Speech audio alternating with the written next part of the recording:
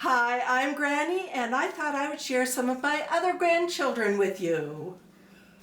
What's up? Hi. So thanks for watching my videos. Hi, I'm Granny, and we're going down the rabbit hole of the first Egyptian observatory.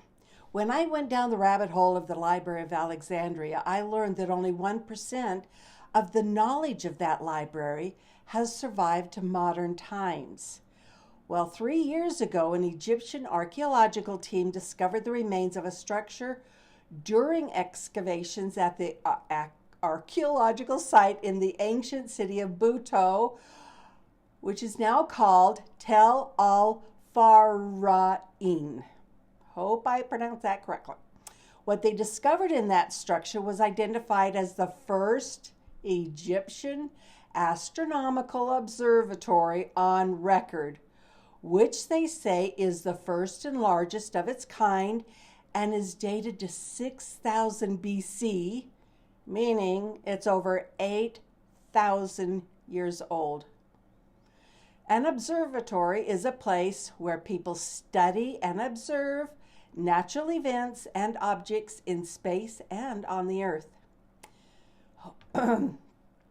Hope I pronounced this guy's name. Hossam Ghanimha, Director General of Kafr el-Sheikh Antiquities and head of the Egyptian Archaeological Mission, who told Live Science, quote, "Everything we found shattered our expectations," end quote.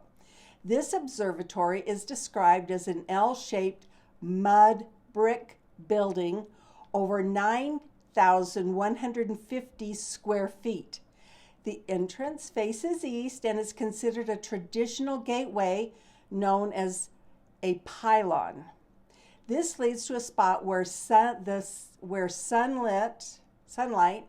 would have illuminated the area of the observer.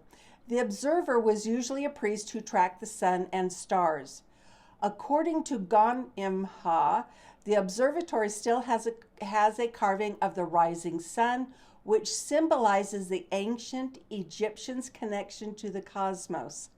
The team thought they had discovered a temple, but as the excavation progressed, they uncovered artifacts and inscribed Egyptian symbols of Shen, Senet, and Bennu.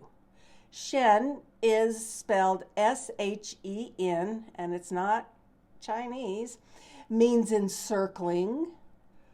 Senet, C-E-N-E-T, is an ancient Egyptian symbol related to astronomy and time. And Bennu, and I found two different spellings of that, B-E-N-U or B-E-N-N-U, is an asteroid and an ancient Egyptian deity. It was a large sundial along with several inscriptions, artifacts, and the layout of the building that the Egyptian archaeological team concluded that the structure was an 8,000-year-old observatory. Quote, "Along the hall's northern side, we discovered a slanted stone sundial, a sun shadow clock that used the shifting angles of the sun's shadows to determine sunrise, noon, sunset, a simple yet profound method," end quote, said Mr. Ghanimha. Sorry. The team also found an ancient Egyptian timekeeping device known as a merkat, also from the 6th century BC. These tools were used by the ancient Egyptians to determine the solar calendar and the dates of religious and official rituals such as the coronation of kings and the agricultural year. Inside the structure, an inscribed stone depicting astronomical views of the sunrise and sunset over 3 seasons. That's pretty awesome. Quote, "The ancient Egyptians envisioned the sky and the earth as two what he referred to as mats, M-A-T-S, Ganhimha said, the information gathered included marking events like the Nile flood and harvest, demonstrating the Egyptians' deep understanding of seasonal changes and variations in day length. Another find of the archaeologists was a triad of pillars at the hall's entrance. This was an unusual placement because the typical structure of an ancient Egyptian monument or temple features pillars at the end of the hall, not at the entrance. It was this triad of pillars that suggested to the team that this structure was not a temple.